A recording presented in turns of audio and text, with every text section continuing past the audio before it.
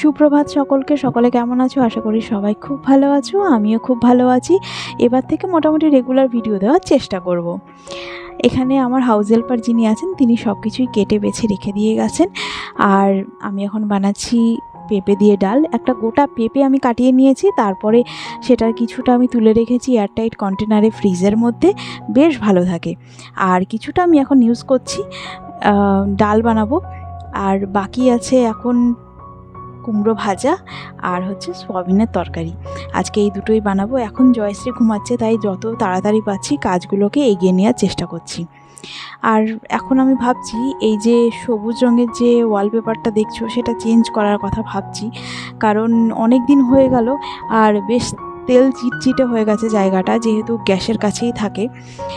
আমি ওইখানে যে টাইলসটা লাগানো আছে সেটা তো মাঝে মাঝে পরিষ্কার করে দেয় আমার হাউস হেল্পার, কিন্তু এই যে কাগজটা আমি দিয়ে রেখেছি এই যে সবুজ রঙের, সেইটা না একদম তেল চিটচিটে হয়ে গেছে, কোনোভাবেই সেটাকে ঠিক করা যাচ্ছে না। তো ভাবছি ওটাকে চেঞ্জ করতে হবে। তো দেখা যাক আমি ওখানে কি এখন দিই।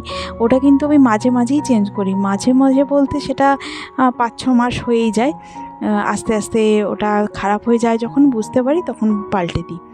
অবশ্য আশেপাশের জিনিসগুলো যদি মাঝে মাঝে এদিক ওদিক করে একটু পাল্টে পাল্টে রাখা যায় তবে সত্যিই কিন্তু মনটা ভালো থাকে। দেখো, কথা বলতে বলতে আমার ডাল হয়ে গেছে। এখানে ডালে তো আমি হলুদ দিয়ে সেদ্ধ করি না, তাই যখন আমি ফোড়ন দিই তখন একটু হলুদ দিয়ে দিই। আর ওপাশে আমার কুমড়ো ভাজাও হয়ে গেছে।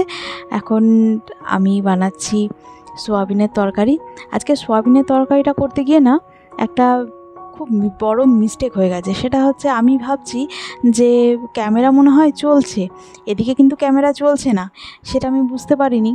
তো তারপরে আমি যখন দেখছি রেকর্ডটা বন্ধ করার জন্য, তখন দেখছি রেকর্ডটা অনই করিনি, বন্ধ আর কি করব বলো।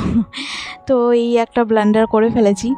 যাই হোক, তো এই যে রেসিপিটা আছে সেটা আমি পরে তোমাদের দেখাবো। আজকেরটা একটু অন্যভাবে ট্রাই করেছিলাম, একটু বেশ মশলাদারও হবে, খেতেও ভালো লাগবে, তো সেরকমভাবেই। কিন্তু যাই হোক, তোমাদের দেখাতে পারিনি, আমি পরে একদিন এরকম বানিয়ে তোমাদের আমি দেখাবো। আমি মাঝে মাঝে বিভিন্ন রকম রান্না ট্রাই করি, কীরকম কোনটা হয়। আর রান্নার পুরোটাই আমার শেখা আমার হাজব্যান্ডের থেকে।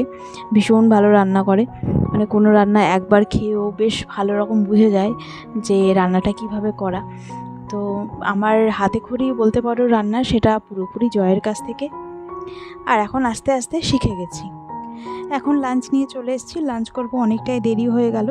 তো আজকের ভিডিও এই পর্যন্তই থাকলো। তোমাদের সঙ্গে দেখা হবে নেক্সট কোনো ভিডিওতে। ততক্ষণে টাটা।